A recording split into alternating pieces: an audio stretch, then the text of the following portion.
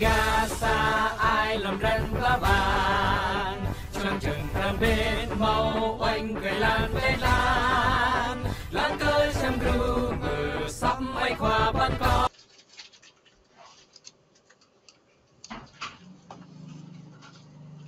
alum company về bang mệt vải buồn sang khắp yên tới lên mà càng đông hàng play nhiệt lệ đoạn về cỡ lấy tiếp cái buồn sang ta hành này lu cỡ lấy ruột ninh đoạn hưu mạ vợ lệ từ bột hòm ác lệ bột một là chính hẹp sam ta được ô giờ cất lệ luôn nhớ con nô na binh công an Việt Nam nhiều về cái buồn sang ta bột một thằng nào lệ từ cái buồn sang ta buồn bin rin buồn nạp tap sang đợi nâng bằng họa ăn dập mà giờ cất lệ nhiều về hà đây màu lau bao cứ pol công an nào nó chọn nó trả sáng lần cất màu bên sáng lần dân lại này ta dọn về con đặt câu hỏi cơm nuôi binh đạo buồn sang xem làm giữa các bình dọn nhủ bờ đa binh sĩ mặt đối binh lệ đắp lê trong mong Trung Quốc nên xâm lược xâm lắng còn lần trả nhú là hoàng sao trường sa đi để vớt bình dậy cái nhú nhú bu can úp giữa khất lại nhiều về sang tại rệ các buồn sang lại chứ vậy ta dùng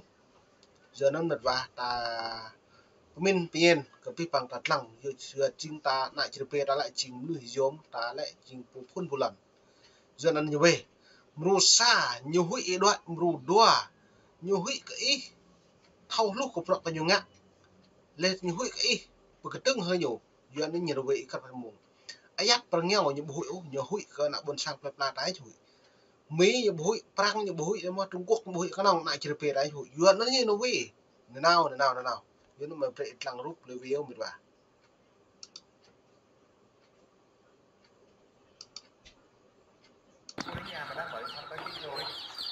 Vô mình vào. Mấy anh đâu có cởi đâu, quay thu kệ anh chứ. Có gì ở nhà? Trong cái nhà. Hỏi làm gì? Có việc gì? Hỏi thăm cũng phải gọi điện trước. Hỏi thăm cũng phải gọi điện trước chứ. Giờ không. Có. Nuôi để bán mà. Để kiếm sống. Để làm nút này kia. Một con ố như nào để lắng mệt vào.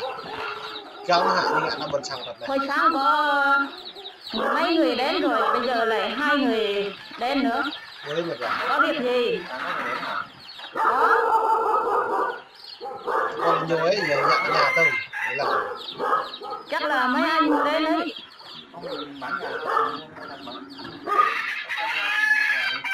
Đây là cà rừng. Cà rừng. Có việc gì để nói thẳng lên. Không phải hỏi cả. Có chuyện gì phải nói. Mà biết đường trả lời với chồng.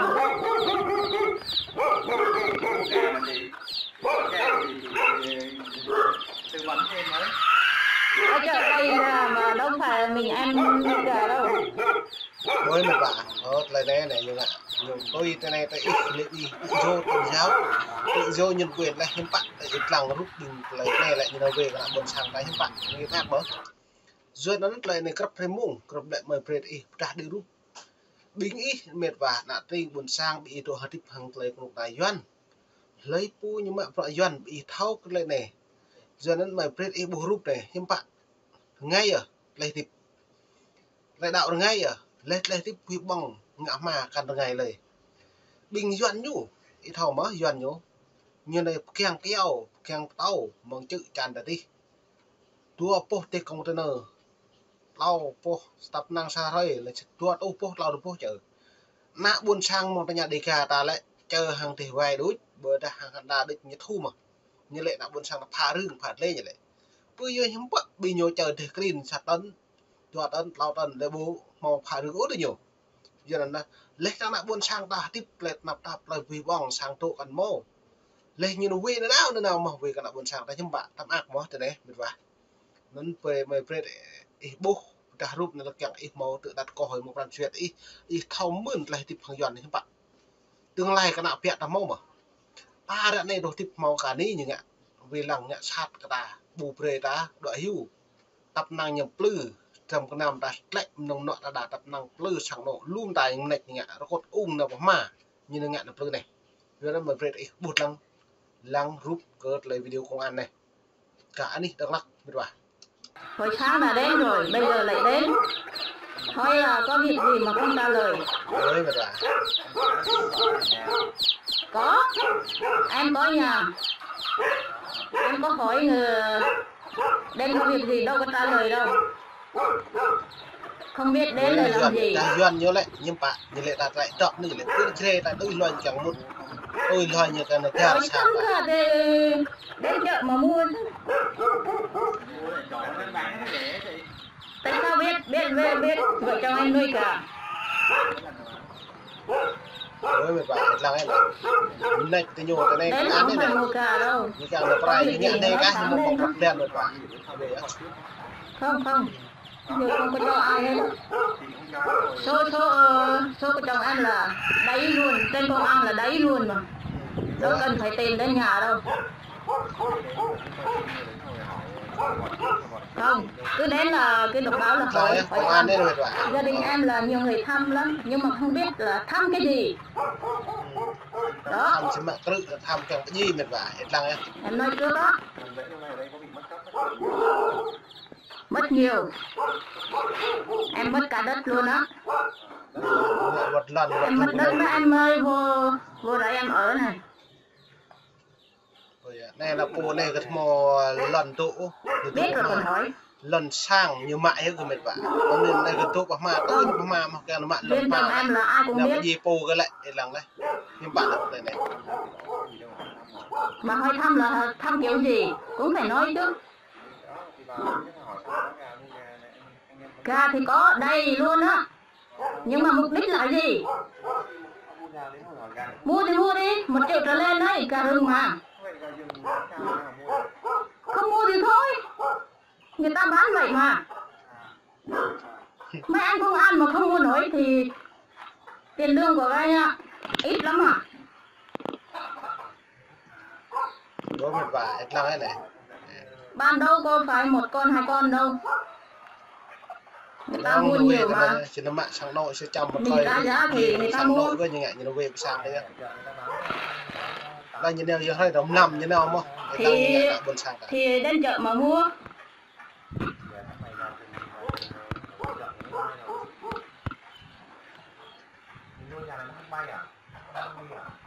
nếu nó bay thì bây giờ nó ở đây làm gì có việc gì thì nói thẳng lên không cần phải hỏi cái này nó hay cái kia hồi sáng là bực mình lắm rồi hỏi mà không trả lời không biết mục đích của mấy anh là cái gì nên em phải quay đó em nói thẳng luôn đó mục đích đi trộm cắp để giết người ấy cửa không có đi học không có tiền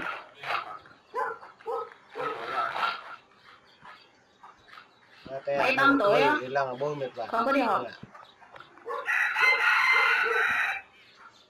ngày nào cũng đến vợ chồng em làm sao mà làm ăn được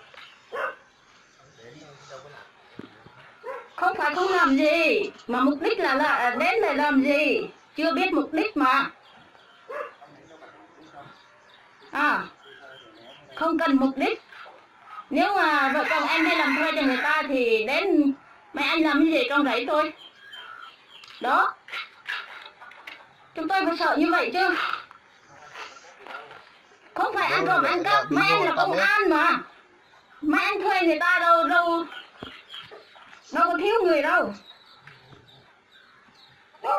mấy ngày nay là có người đến á trực tiếp luôn chồng em có làm gì mấy anh đâu mấy anh đâu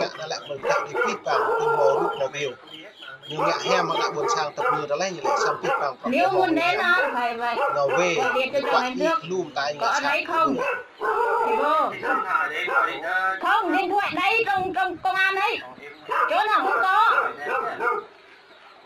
cũng có đã cho hết rồi không có cho nữa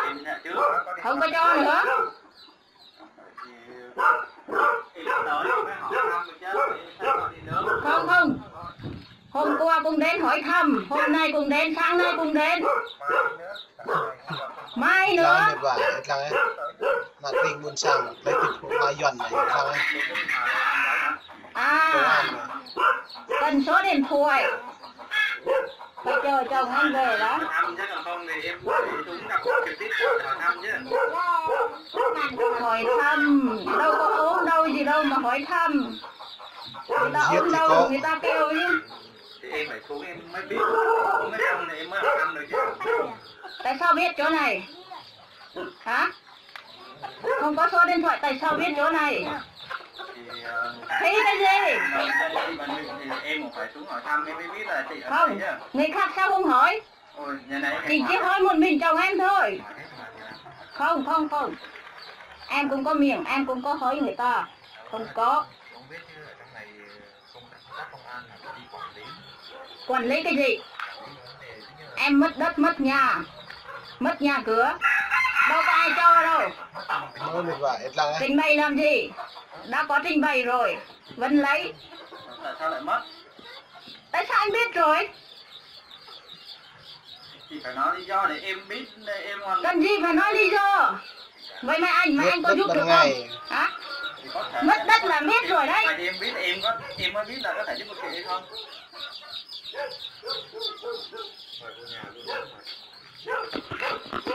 Nói thẳng cho mấy anh ơi. Cứ 1 giờ là có người đến, 1 giờ, 2 giờ là có người đến. Không biết lý do gì. Sáng nay không có 5 người câm, hỏi mà không trả lời, công an câm á. Sáng nay là công an câm. Công an điếc. Công an coi thường người dân nói mà không trả lời. Em có hỏi tên không trả lời, chẳng phải là người câm sao? Bây giờ tức rồi á. Nhiều người hỏi quá mà.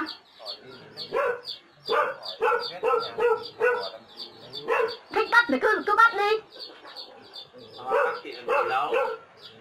Mới mệt vả lang ấy.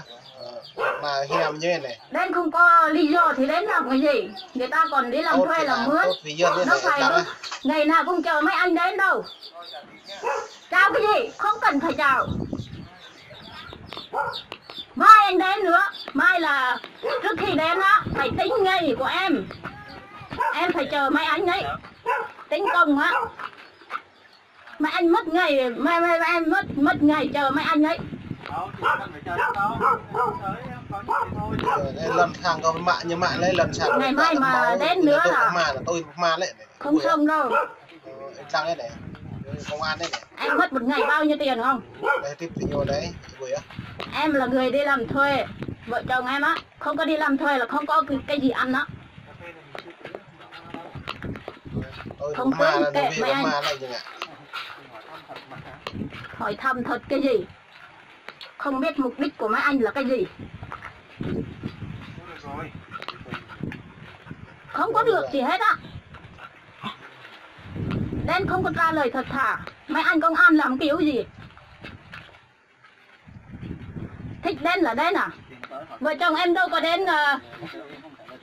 Vợ chồng em mà muốn đến chỗ các anh á, các anh mới mời tôi mới đến. Bây giờ ở nhà tôi, rẫy của tôi không mời, tại sao lại đến? Hả?